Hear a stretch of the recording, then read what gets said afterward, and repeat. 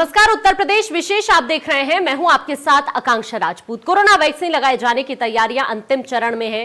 PM Modi 16 जनवरी को दिल्ली से corona virus के खिलाफ दुनिया के सबसे बड़े टीकाकरण अभियान का शुभारंभ करेंगे। पीएम की कोरोना वैक्सीन लॉन्च करने के बाद देश भर में टीकाकरण अभियान की शुरुआत हो जाएगी।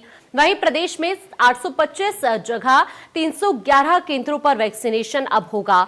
लखनऊ में अब 16 की जगह 11 केंद्रों पर वैक्सीनेशन होगा। सभी जिलों में वैक्सीन पहुंचा दी गई है। अंतिम चरण में अब वैक्सीनेशन की तैयारी चल रही है। दरअसल नोएडा, सहारनपुर, बदायूं, बुलंदशहर, आगरा, गाजियाबाद, श्रावस्ती, सीतापुर, ये अलग अलग जगह की तस्वीरें हम आपको दिखा रहे हैं। अंतिम चरण में है इस वक्त वैक्सीनेशन की तैयारी। अलग अलग जगह पर वैक्सीनेशन पहुंचाई जा रही है। नोएडा की बात करें, नोएडा में वैक्सीन पहुंचा दी गई। सहारनपुर, बदायूं, बुलंदशहर, आगरा, गाजियाबाद, श्रावस्ती, सीतापुर, ये अलग अलग जगह की हम तस्वीरें आपको दिखा रहे हैं। 16 जनवरी से टीकाकरण अभियान की शुरुआत होगी और उसी को देखते हुए तमाम तैयारियां इस वक्त अंतिम चरण में है। 16 जनवरी से कोरोना के खात्मे के लिए पूरे देश में वैक्सीनेशन शुरू होने जा रहा है। मेरठ में पहले दिन 12 बूथ पर वैक्सीनेशन होगा और हर बूथ पर 100 स्वास्थ्य कर्मियों को वैक्सीन लगाई जाएगी। हमारे संवाददाता ने इसका जायजा लिया। 16 जनवरी से देश को कोरोना से निजात मिलनी शुरू हो जाएगी, क्योंकि 16 जनवरी से वैक्सीनेशन होने जा रहा है। मेरठ में 16 जनवरी को जिन 12 पॉइंट्स पर वैक्सीनेशन होगा उनमें से एक जिला अस्पताल भी शामिल। और देखिए, यह ऑब्जर्वेशन रूम है जिसको पूरी तरीके से तैयार कर लिया गया है। वैक्सीनेशन होने के बाद 30 मिनट के लिए जिस शख्स को वैक्सीन लगाई जाएगी उसको यहां पर बैठाया जाएगा। यदि किसी तरह की कोई दिक्कत होती है तो बेड यहां पर आरक्षित कर दिए गए हैं। खुद जिला अस्पताल की जो एसआईसी हैं डॉक्टर मीनाक्षी विज, वो अपनी टीम के साथ यहां निरीक्षण कर रही है। यूनिसेफ और WHO की जो टीम है वो भी यहां पर डेरा डाले हुई है।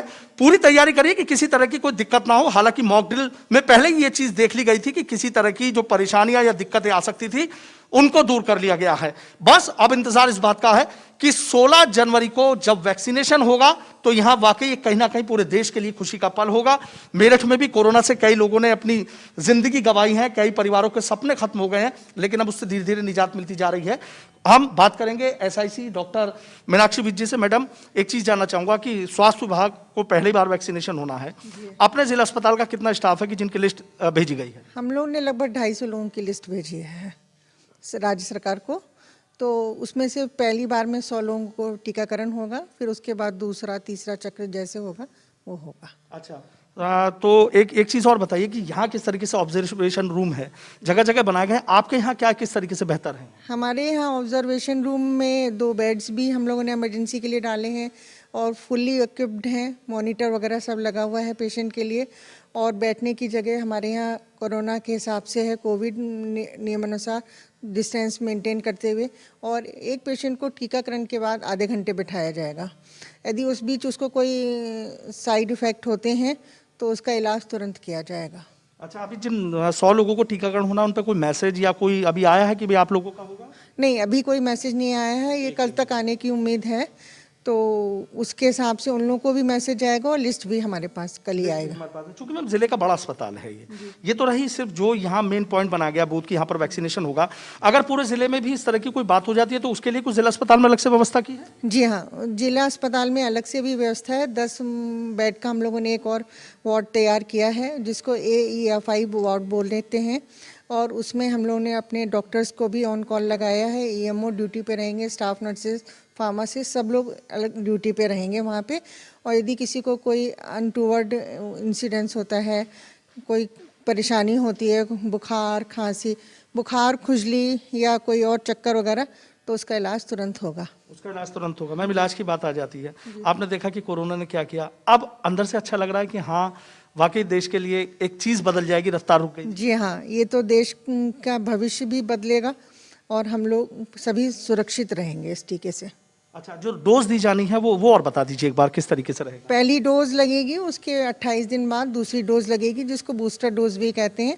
और उसके 3 हफ्ते बाद व्यक्ति जो है के शरीर में पूर्णतः एंटीबॉडी डेवलप हो जाती हैं, वो कोरोना से सुरक्षित हो जाता है। तो वो कोरोना से सुरक्षित हो जाता है। एक डोज लगने के बाद 29वें दिन बूस्टर डोज लगेगी, वो भी लगवानी जरूरी है, वरना ये टीकाकरण जिसके लगा है उसको कोई असर नहीं करेगा। कह सकते हैं कि 16 जनवरी से देश नई उम्मीदों की तरफ देखेगा।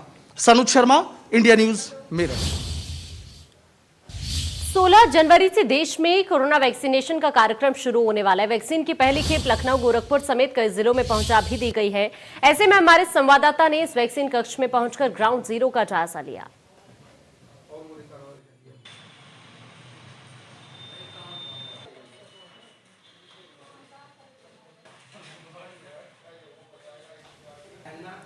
तो लखनऊ, गोरखपुर समेत कई जिलों में कोरोना वैक्सीन पहुंच चुकी है। अब 16 जनवरी से टीकाकरण अभियान की शुरुआत होनी है। उसी को देखते हुए तमाम तैयारियां इस वक्त अंतिम चरण में हैं। और अब बात नोएडा की। नोएडा में भी कोरोना वैक्सीन की पहली खेप पहुंच चुकी है। भारी सुरक्षा के बीच ये वैक्सीन पहुंचाई गई। सीएमओ कार्यालय में बने स्टोरेज में वैक्सीन रखी गई है। सीएमओ कार्यालय से ही सभी केंद्रों पर वैक्सीन भेजी जाएगी। मेरठ से सीधे नोएडा वैक्सीन लाई गई है। सीएमओ ने सील तोड़कर वाहन से वैक्सीन को निकलवाया। सेक्टर 39 में सीएमओ कार्यालय पर यह वैक्सीन लाई गई है।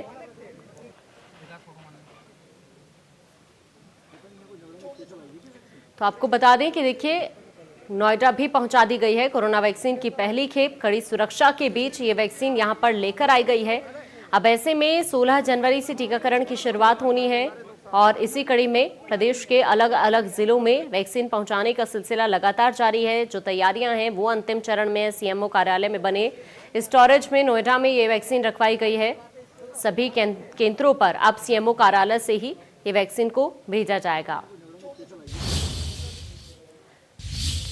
सीएम योगी आदित्यनाथ ने मकर संक्रांति के मौके पर गुरुवार को सूचना विभाग की डिजिटल डायरी और ऐप का लोकार्पण किया। इसके जरिए राज्य के जनप्रतिनिधियों, विभागों और अधिकारियों तक जन जन की पहुंच और आसान हो सकेगी। इस डायरी में राज्य के जनप्रतिनिधियों, विभागों और अधिकारियों के नाम, पते, पद और मोबाइल नंबर होंगे। इसके अलावा इसमें केंद्रीय मंत्रियों के बारे में भी जानकारी होगी। मुख्यमंत्री ने इस अवसर पर डाक विभाग द्वारा तैयार खिचड़ी मेले के विशेष आवरण का भी अनावरण किया।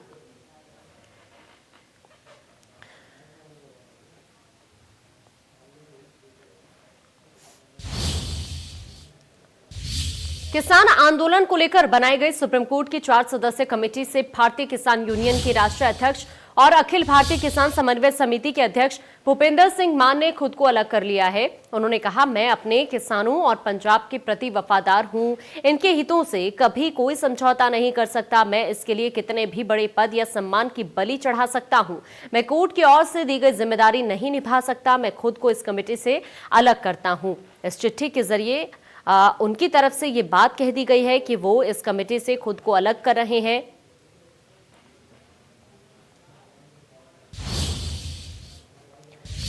भूपेंद्र सिंह मान के कमेटी छोड़ने को लेकर भारतीय किसान यूनियन के राष्ट्रीय प्रवक्ता राकेश टिकैत ने कहा कि भूपेंद्र सिंह मान की कमेटी छोड़ने से उनका कोई मतलब नहीं। कमेटी से किसानों को कोई लेना देना नहीं है। राकेश जी, भूपेंद्र सिंह मान ने कमेटी छोड़ दी है, जो सुप्रीम कोर्ट ने कमेटी बनाई थी, उसको लेकर क्या कुछ प्रतिक्रिया आप देंगे? भाई, उन्होंने कमेटी छोड़ दी है, वे उसी विचारधारा के लोग हैं, क्योंकि उनको सरकार के पक्ष में फैसला देना पड़ता। ठीक है, तो उन्होंने कमेटी छोड़ दी उन्होंने। क्या असर पड़ेगा उनकी कमेटी छोड़ने से? क्या असर पड़ता? कुछ भी असर पड़ेगा भाई। हमें क्या, कमेटी का हिस्सा है। 26 तारीख की तैयारी कैसी चल रही है? तैयारी बढ़िया चल रही है। जो लड़के तेज ट्रैक्टर चलाते थे उनको नहीं आने देने के, आगे उन्हें पीछे रखेंगे। अब तो कमेटी भंग हो गई, अब कमेटी दूसरी बनने की बात होगी। कमेटी में क्या? हमारा कमेटी से सवाल नहीं है, हमारा है भारत सरकार से। कमेटी से थोड़ा हमको बात करनी है, हमें भारत सरकार से बात करनी है। जितने दिन भारत सरकार आंदोलन चलाना चाहेगी, आंदोलन चलवा लेगी। नहीं, कमेटी नहीं बनाई जाए उस पर कमेटी में हमारा है ही नहीं कुछ मामला। और नाव से बीजेपी सांसद साक्षी महाराज ने अब एआईएमएम प्रमुख असदुद्दीन ओवैसी को लेकर विवादित बयान दिया है। दरअसल साक्षी महाराज अक्सर अपने बयानों को लेकर चर्चा में रहते हैं और अब ओवैसी पर भी उन्होंने ऐसा ही बयान दिया है। साक्षी महाराज ने कहा कि असदुद्दीन ओवैसी ने बिहार विधानसभा चुनाव में बीजेपी की मदद की थी और अब पश्चिम बंगाल और उत्तर प्रदेश विधानसभा चुनाव में भी बीजेपी की मदद करेंगे। मोबाइल हटाओ भैया। तो साक्षी महाराज ने एक बार फिर से बड़ा बयान दिया है। बंगाल और यूपी चुनाव में ओवैसी मदद करेंगे, ये साक्षी महाराज की तरफ से कहा गया है। एआईएमआईएम चीफ असदुद्दीन ओवैसी को लेकर साक्षी महाराज की तरफ से ये बयान दिया गया है। ओवैसी जी यूपी चुनाव की तैयारी में जुट गए हैं, क्या भाजपा को फायदा होगा या नुकसान? कौन? ओवैसी जी जो आ गए हैं कल आजमगढ़ में, आज आजमगढ़ में कार्यक्रम कर रहे हैं। बड़ी मेहरबानी, उनको भगवान ताकत दे, ऊपर वाला खुदा उनका साथ दे। उन्होंने बिहार में भी हमारा सहयोग किया था, यूपी में भी करेंगे और बाद में पश्चिम बंगाल में भी करेंगे। नए कृषि कानून के विरोध में दिल्ली की सीमाओं पर बैठे किसानों को आज उनका आंदोलन का 50वां दिन है। एक तरफ सरकार आंदोलनकारियों के आंदोलन को खत्म कराने के लिए हर प्रयत्न कर रही है, तो दूसरी तरफ किसान चिल्ला बॉर्डर पर किसानों की तरफ से हवन भी किया गया। किसानों की धरना प्रदर्शन को 50वां दिन, मैं मौजूद हूं चिल्ला बॉर्डर पर। प्रयास करेंगे कल 15 जनवरी को होने वाली बैठक के बारे में किसानों की क्या रणनीति है और क्या सोचते हैं किसान। कल बैठक होने जा रही है, उसको लेकर क्या सोचते हैं और किस तरीके की तैयारियां आप लोग कर रहे हैं? नहीं, हमारी तैयारी तो ठीक है, लेकिन जब तक काले कानून वापस न होंगे किसान यहाँ बैठा रहेगा। दूसरा ये भगवान उनको सद्बुद्धि दे और इनको आज भी समय है, मोदी जी समझ जाए और इनको वापस कर ले, दूसरी कमेटी लाके बना ले, किसानों को बैठा ले, उसमें अपना काम हो जाए इनका किसानों का। अच्छा, जो समिति है अभी सुप्रीम कोर्ट ने भी बना दी है, उसमें जो 4 सदस्य है उसको लेकर भी आप लोग सवाल उठा रहे हैं बाकायदा, फिर कैसे ये धरना प्रदर्शन और कब तक चलेगा? देखो, धरना प्रदर्शन तो जब तक ये कानून वापस नहीं होता तब तक लगातार चलेगा। और जहाँ तक जो कमेटी बनाई है वो कमेटी तो बिल्कुल स्पष्ट है कि वो सारे लोग वही हैं कि जिन्होंने इस कानूनों का जो पहले से समर्थन किया है, और इसमें कहीं ना कहीं गुलाटी और ये धनवंत ये सारे शामिल रहे हैं। तो कहीं ना कहीं कोर्ट को भी समझना चाहिए था कि यदि कोर्ट अपनी महत्वपूर्ण भूमिका निभाने की यदि बात थी तो कोर्ट इस पर स्टे नहीं, इनको संवैधानिक और ये सारी चीज़ों का जो प्रश्न करके इनको ख़त्म कर सकता था और सरकार को ये नोटिस दे सकता था कि दोबारा बनाए। लेकिन कोर्ट ने वो भूमिका नहीं निभाई। कहीं ना कहीं कोर्ट का भी जो मिला जुला रवैया है वो सरकार और जो न्यायपालिका है वो भी मिला जुला रवैया अपना रही है, तो वो बिल्कुल भी बर्दाश्त नहीं होगा। सीधा सीधा सा किसान जब तक नहीं उठेंगे, जब तक ये कानून वापस नहीं होंगे, जब तक किसान हटने वाले नहीं हैं। सरकार बराबर यह प्रयास कर रही है कि किसी तरीके से रूठे हुए अन्नदाताओं को मना लिया जाए, और रूठा हुआ अन्नदाता हर तरीके से कर रहा है। अब भगवान की शरण में भी चला गया कि कम से कम तो सद्बुद्धि आए। कल की बैठक से क्या सोचते हैं कि कुछ नतीजा निकलेगा या फिर बेनतीजा रहेगी? देखिए, सबसे पहले तो मैं आपको ये बता दूं कि आज मकर संक्रांति का त्यौहार है, और जैसे आपने बताया कि किसान भी जो है इंतजार में है और सरकार भी इंतजार में इस फैसले के में, तो आज हमने मकर संक्रांति के दिन जो है सरकार की शुद्धि के लिए, यानी कि दिमाग की शुद्धि के लिए, बुद्धि की शुद्धि के लिए, और ही हमने हवन यज्ञ, हम सनातनी लोग हैं, सनातन धर्म में जब भी कुछ गड़बड़ हो जाता है, कुछ गलत होता है तो सुप्रीम कोर्ट का भी हस्तक्षेप हो गया, स्टे भी मिला है और कमेटी का भी गठन हो रहा है। देखो, सुप्रीम कोर्ट की आप देखिए, सुप्रीम कोर्ट ने सरकार को फटकार लगाई है, किसानों के समर्थन में सुप्रीम कोर्ट आया है, उसका हम स्वागत करते हैं। परंतु ये जो 4 सदस्यीय जो कमेटी बनाई है, इनमें कहीं ना कहीं जो है हमें भरोसा नहीं है इन सदस्यों पर, और ये बिल्कुल ही जो है सदस्य चेंज हों और किसानों को भी इस कमेटी में शामिल किया जाए, किसानों से पूछा जाए। किसानों की मांग जो है उनको पता ही नहीं है, वो समर्थन के बिल में समर्थन दे रहे हैं और उनको उस कमेटी का सदस्य बना दिया गया है, तो हमें वो पसंद नहीं है कमेटी के सदस्य। बस बिल वापस लो, यही सब किसानों का वो है, हमारा वो ही, हम भी किसान के उस पर सिर्फ बिल वापस और कुछ। देखिए, सुप्रीम कोर्ट की टिप्पणी पे हम ये कहेंगे कि सुप्रीम कोर्ट ने पहले भी आदेश किया था कि जो गन्ना किसान हैं उनका भुगतान 15 दिन के अंदर अंदर हो जाए, और आज 3 महीने हो चुके हैं, कोई भी गन्ना भुगतान अभी तक नहीं हुआ है। और गन्ना भुगतान की बात छोड़ो, यहाँ तक कि रेट भी फिक्स नहीं किया है अभी तक। सुप्रीम कोर्ट के आदेश के अनुसार जो कि 15 दिन के अंदर गन्ना भुगतान हो जाना चाहिए था, और सुप्रीम कोर्ट ने तो जो कमेटी बैठाई है वो भी इस काले कानूनों का समर्थन में बैठे हैं। हम ये किसान ये पागल नहीं है, ये बेवकूफ़ नहीं है, पढ़े लिखे ग्रेजुएट किसान है सारे, सब जानते हैं कि जो सुप्रीम कोर्ट का आदेश है, जो सुप्रीम कोर्ट के आदेश हैं वो ही सरकार नहीं अपना रही, वो सरकार नहीं मानी तो आम किसान कैसे मान लेगा इनकी? कल से क्या उम्मीदें हैं अगर बैठक होती है? बैठक में हमें तो कोई उम्मीद लग नहीं रही है कि सरकार कुछ इसका निर्णय लेगी, ये तो हमें आर पार की लड़ाई लड़नी पड़ेगी। सरकार पे कितना भरोसा है इस समय आपको, ये बताएं। सरकार पे पिछले कई दौर की वार्ता हो चुकी है, सरकार ने कोई भी ऐसी पहल नहीं की है जिससे कि किसान का भरोसा दोबारा से जगे। जी बिल्कुल, देखिए यहाँ जो किसान हैं पूरी तरीके से अपने आंदोलन में डटे पड़े हैं। उनका एक टुक जवाब यह है कि बिल वापस, फिर घर वापस। कहीं ना कहीं सरकार से पूरी तरीके से किसानों का जो है विश्वास उठ चुका है। कल जो वार्ता होने वाली है उस वार्ता को लेकर जो है अभी भी तमाम ऐसे कयास जरूर लगाए जा रहे हैं कि कल हो सकता है सरकार कुछ नए मुद्दे जो है सामने रखे किसानों के। हो सकता है किसानों को मनाने का प्रयास करे और इस आंदोलन को समाप्त कराने की कोशिश करें, लेकिन किसान अभी भी उन्हीं बातों पे अड़े हुए हैं। देखने की बात यह होगी कि कल की जो वार्ता हो रही है वो सफल रहेगी या विफल रहेगी। किसान बराबर सड़कों पे बैठा रहेगा या फिर किसान अपने घर जाएगा। नोएडा से ललित मोहन, इंडिया न्यूज। गन्ने की अवैध रूप से खरीद के मामले में बिसौली स्थित यदु शुगर मिल के एमडी 88 मुख्य वित्त अधिकारी और उप महाप्रबंधक के खिलाफ इस्लामनगर थाने में गन्ना विभाग के सचिव प्रदीप कुमार वर्मा ने एफआईआर दर्ज कराई है। मामले में गन्ना सचिव प्रदीप कुमार वर्मा की ओर से यदु शुगर मिल के कुणाल यादव, 88 सुरेश चंद्र जोहरी, मुख्य वित्त अधिकारी डीके श्रीवास्तव, उप महाप्रबंधक अरुण शर्मा, सुपरवाइजर अमित कुमार समेत गन्ना खरीदने और बेचने वाले 17 लोगों के खिलाफ इस्लामनगर थाने में रिपोर्ट दर्ज कराई गई है। रिपोर्ट दर्ज होने के बाद गन्ना चीनी मिल भेज दिया गया। आगे की कार्रवाई के बाद तय होगा कि गन्ना मिल को दिया जाएगा या जब्त किया जाएगा। 17 लोगों पर एफआईआर दर्ज की गई है। यदु शुगर मिल के एमडी और 88 समेत। शामली में दहेज की मांग पूरी न होने पर पति ने अपनी पत्नी को तलाक दे दिया। पीड़िता ने थाने पहुंचकर पति सहित ससुराल पक्ष के लोगों के खिलाफ तहरीर देकर कार्रवाई की मांग की है। पुलिस ने मुकदमा दर्ज कर मामले की जांच शुरू कर दी है। कस्बे के मोहल्ला मौलाना निवासी शकील ने अपनी बेटी सना की शादी जून 2020 में लोनरी निवासी सलमान पुत्र प्रवेश के साथ की थी। पीड़िता का आरोप है कि शादी के बाद से ही ससुराल पक्ष के लोग विवाहिता को प्रताड़ित करने लगे। पीड़िता का आरोप है कि 10 जनवरी को पति सलमान अपने भाई फारूक, मां संजीदा के साथ पीड़िता के घर पहुंचे। आरोप है कि पति सलमान ने अपने भाई और मां के साथ मिलकर उसके साथ मारपीट कर 3 तलाक दे दिया और फरार हो गए।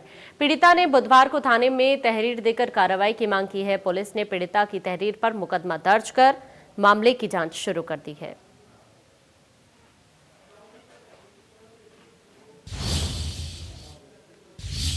गोंडा जिला महिला अस्पताल में एक बार फिर से शर्मसार कर देने वाली तस्वीर सामने आई है। प्रसव के लिए आई महिला को अस्पताल में जगह नहीं मिली।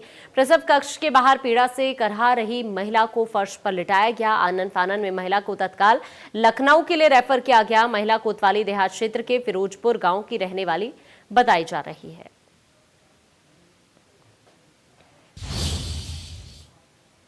बहराइच में एक प्रेमी को अपनी प्रेमिका के साथ कोर्ट मैरिज करना भारी पड़ गया। प्रेमिका के परिजनों ने प्रेमी युवक को धोखे से घर पर बुलाकर पहले मारपीट की, उसके बाद जहर खिला दिया। बेहोशी की अवस्था में प्रेमी को जिला अस्पताल में भर्ती कराया गया, जहां पर उसकी मौत हो गई। बताया जा रहा है कि पौंडी इलाके का कर्मेंद्र प्रताप सिंह नाम का युवक युवती से प्रेम करता था और तकरीबन 15 महीने पहले दोनों कोर्ट मैरिज भी कर चुके थे। युवक के परिजनों ने प्रेमिका के परिजनों पर हत्या का आरोप लगाया है।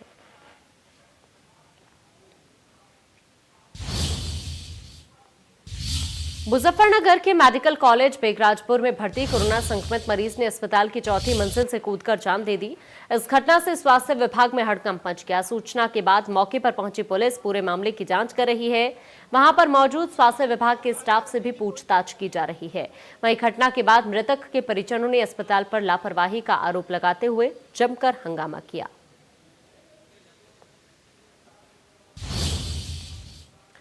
और अब बात आगरा की। कलेक्ट्रेट परिसर में एक युवक ने आत्मदाह की कोशिश की। दरअसल बहन के साथ हुई छेड़छाड़ी से ये युवक परेशान बताया जा रहा था। आरोपी पर कार्रवाई न होने से बताया जा रहा था कि ये युवक काफी परेशान था। कलेक्ट्रेट में मौजूद पुलिस और वकीलों ने युवक को किसी तरह से बचा लिया। आगजनी में युवक के हाथ झुलस गए हैं। हालांकि अब इसे गंभीर अवस्था में अस्पताल में भर्ती करा दिया गया है।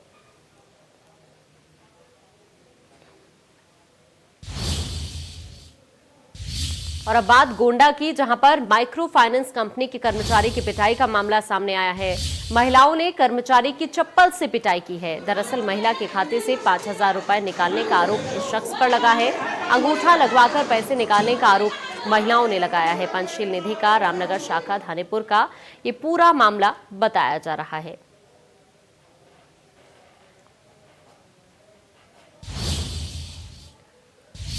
और फिलहाल इस बुलेटिन में इतना ही। देश दुनिया की बाकी खबरों के लिए आप बने रहिए।